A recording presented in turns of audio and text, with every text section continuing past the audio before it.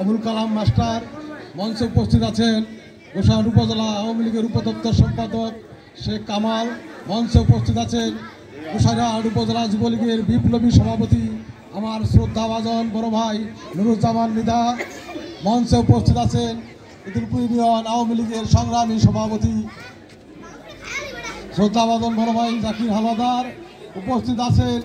ইদুলপুর union Awami লীগের সহসভাপতি মোর্তাজা আলী বাদশাহ সহ আনোয়ার কাকু সহ আরও যারা নেতৃবৃন্দ আছেন এবং আমার মুরব্বীরা আমার মুজিবুর সালাম গ্রহণ করুন। আসসালামু আলাইকুম। হিন্দু ভাইদের নমস্কার। বন্ধুরা আমার, সাথীরা আমার, আমি দু একটি কথা বলে আমার বক্তব্য শেষ করব, যেহেতু আরও সিনিয়র নেতৃবৃন্দ আছেন। আমি আপনাদের কাছে একটি কথাই বলতে চাই, আমার এই এলাকাটা সবচেয়ে অনুন্নত ছিল এবং অন্ধকারাচ্ছন্ন ছিল। আমাদের প্রিয় নেতা নাহিম রাজ্জাক এমপির কাছে আমি একবার না একাধিকবার গিয়েছি। প্রিয় নেতা, আপনার কাছে আমার একটাই দাবি, আমার এলাকার মানুষের দাবি, সেগুলো আমরা বিদ্যুৎ পাচ্ছি না। এই এলাকার মানুষ বিদ্যুৎ থেকে বঞ্চিত হচ্ছে। এই বিদ্যুতের পাওয়ার হাউসটা আপনি আমার এলাকায় দিলে আমার এলাকার মানুষ তাড়াতাড়ি বিদ্যুৎ পাবে।